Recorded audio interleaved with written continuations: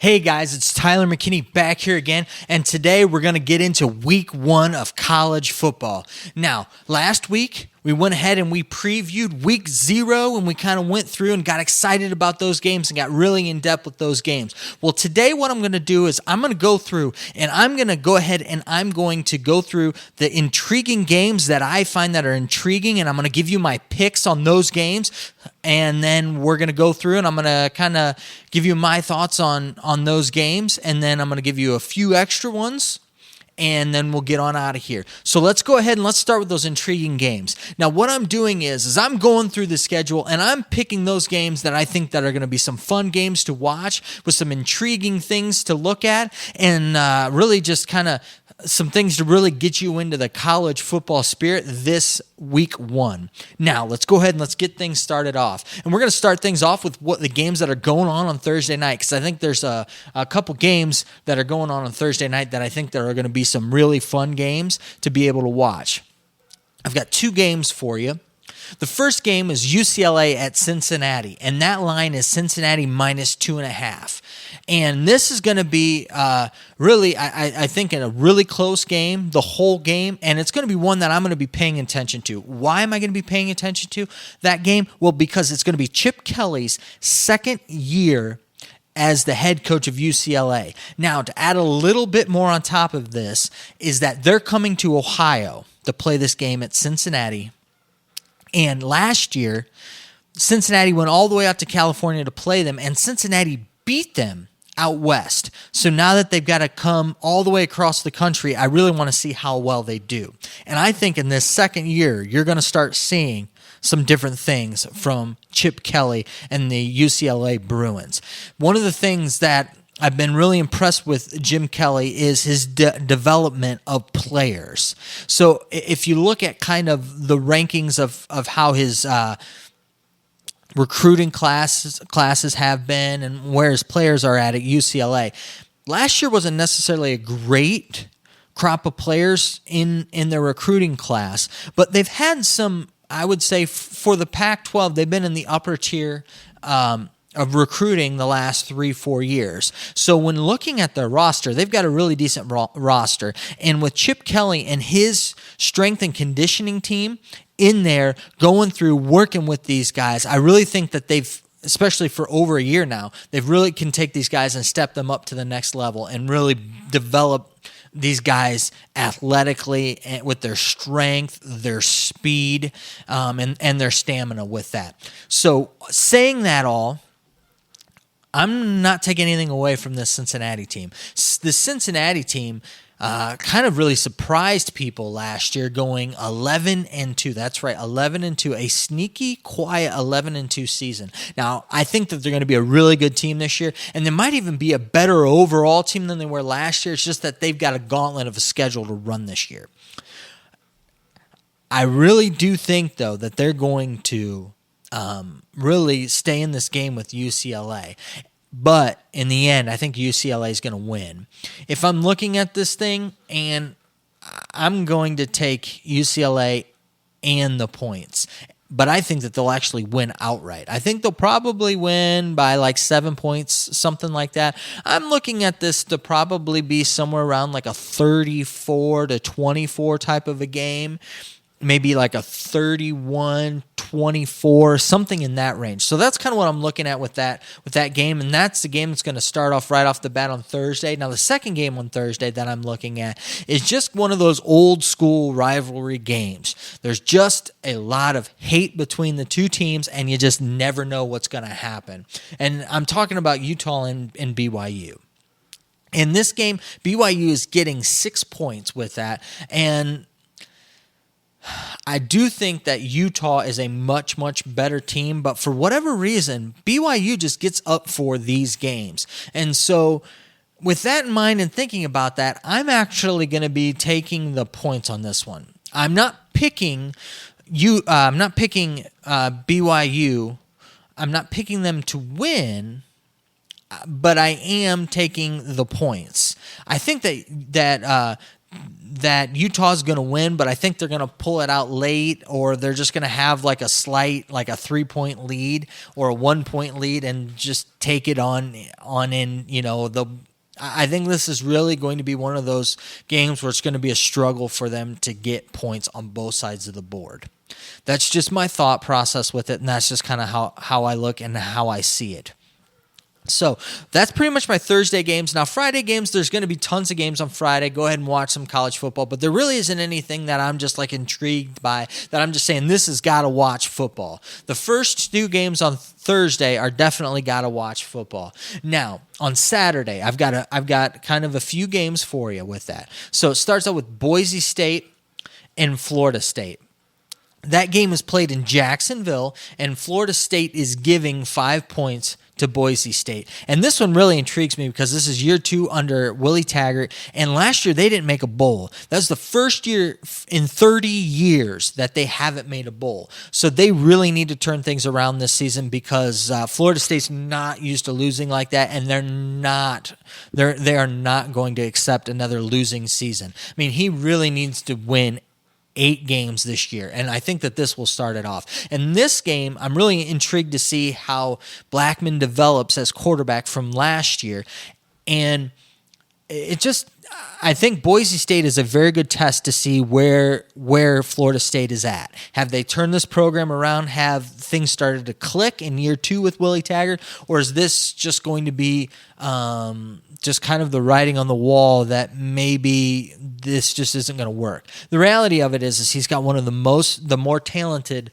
rosters in all of college football. So, they should be able to put something together with this roster. Now, whether or not that happens, sometimes things just don't click. And so it's going to be really interesting to watch and see in this game. So for me, it's more kind of what's Florida State going to do? Is this going to be a good Florida State team, or is this just going to be kind of a continuation of what we saw last year? So I don't know. If I'm going through, I'm picking this game, I'm going Florida State, I'm taking the points, and really I think they win big. I think they win by like 14, 20, 17 points, somewhere in there. So that's kind of what I'm looking at in this type of game. I could see it being like a 38, a 38 to 38 to 14 type of a game, something like that. I could easily see it being that. I could see them putting up some big numbers on them. So I'd really like to see what goes on with that. Now, the next game that I have is kind of the big one for the week, and it's probably the marquee game for the week, and that's Oregon versus Auburn, and they're playing in Dallas, and they're playing at the AT&T Stadium out there in Jerry's World, and Auburn is giving 3.5 points to Oregon. And if you watched my video on the playoffs, you know that I've picked Oregon as my 4th playoff team. And I really truly believe that I think they're going to go to Jerry's World, and I think they're going to go ahead and beat Auburn. I don't know how confident I am in how much they're going to beat Auburn by, but I think it's probably going to be somewhere around a 7 to 10 point game. And I think that the big hosses up front for Oregon are going to wear them out. And I think Justin Herbert's going to come in with just with some poise and make some really good decisions at quarterback that's going to vault them to a win here. So in looking at this, I'm definitely going with Oregon. Oregon's my pick. I'm picking them to win straight out. I'm looking at I'd like to see like a 31-24, 31-21 type of a game. I could I could see it like a 35 to, I could even see it like a 35-24, 35-28, something around in that type of a region. I could really see where Auburn kind of scores late to get the game a little closer, but Oregon holds out and beats them. But that's going to be a fun game to watch. It's going to be primetime game, so there's going to be a lot of eyes on it. There's going to be a lot of excitement in that around this game, so that's going to be a fun game to watch. Another game that I think is going to be a fun game to watch on Saturday, but it's going to be kind of a sleepy game for people because it's going to kind of sneak up on people, and it's going to be one of those ACC games where I think it's just going to be fun to watch. And I'm talking about Virginia at Pitt. Now, Pitt is getting 2.5 points from Virginia. So when I look at this, I look at these teams are two evenly matched teams, and I think it's going to be kind of a back and forth give and take. I don't think it's going to be a huge scoring game. I think that this is going to be one of those more grind it out. We'll see how things happen. I'm looking at like 28-24, somewhere around there, 31-28, 24-27, something in that range. And I'm going to go, and I'm going with Virginia. I just like I like Mendenhall, Bronco Mendenhall's team. I like what he's got set up there. I really think they're going to take a step up this year, and so I think that they're going to definitely beat Pitt. And I'm also going to give up the points. I think they're going to win by more than 3 points. I think it's going to be a slugfest, but I think that they're going to win. But I think that if for some reason the Oregon-Auburn game isn't fun, or some of these other games that you're looking at watch, probably tune into this Virginia Pitt game, because that game could be one that'll be really interesting, and I think one that'll still be fun to watch when it gets late in the fourth quarter, because I still think the game will still be up in the air for that one. All right, guys, this next game is going to be a game on Sunday, and this isn't one that I'm really intrigued by because it's going to be a fun game to watch. This one I'm kind of more interested in kind of how things transpire, how things are looking. So that game is the only really game on Sunday, and that's Houston at Oklahoma. Now, Oklahoma is giving up 23 points to Houston. Like I said, I don't think this game is going to be one where I'm watching it to see how things are going to be closely. But there's some things I'm going to be watching for, and let's just go ahead and let's start with Oklahoma, okay? So first, when I look at Oklahoma, I'm looking to see how well Jalen Hurts is commanding this offense, how well this offense is doing, because that's really going to dictate how well Oklahoma is going to be in the Big 12 this year.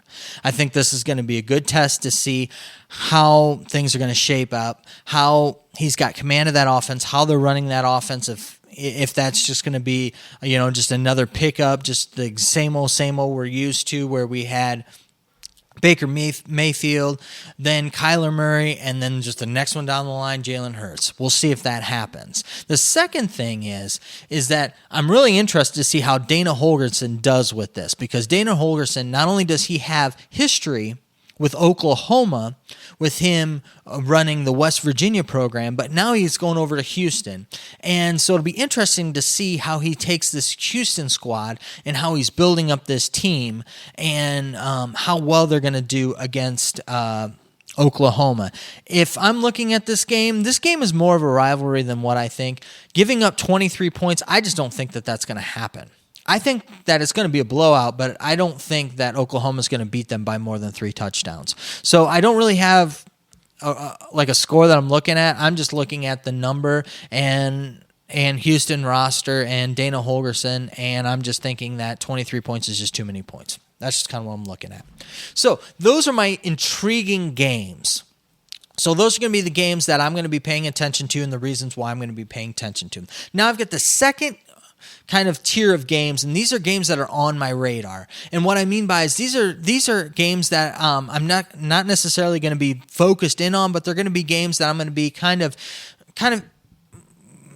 looking at with kind of a glance and kind of checking in on here and there just to see how things are doing, and mainly just because they're the first game of a new coach with a new team. And the first one is going to be Indiana State at Kansas, just because I want to see just how Les Miles' team comes out, and I want to see how well they're going to do. Now, granted, it's against Indiana State, so I expect them to blow them out, but I expect them to blow them out. And I'm just kind of curious to see how the team's going to gel, how the defense is going to be run, how the offense is going to be run, and just kind of how this team all comes together. So I'm kind of just curious about that. And then the second game that I'm just kind of that's on my radar is another one with an old coach in a in an new but old area, and that is the South Carolina versus North Carolina game, and that game's going to be played in Charlotte. And I'm just kind of curious to see how Mac Brown's team does now that he's back at home with the Tar Heels. I'm really just curious to see how things work out. Again, How does the offense run? Is the offense clicking? Is the defense clicking? I really, truly believe that this Kansas team and this North Carolina team, I feel like North Carolina is definitely going to make a bowl game. They've been recruiting well over the past, I think they've got a really talented roster. Now, whether or not they can get this roster to play well, and if they've got the roster that Mac Brown needs to run his style of offense and defense is going to be another story. But to me, when I'm looking at this, I really truly think that he can take this team, and this team is legitimately a 7-5 team.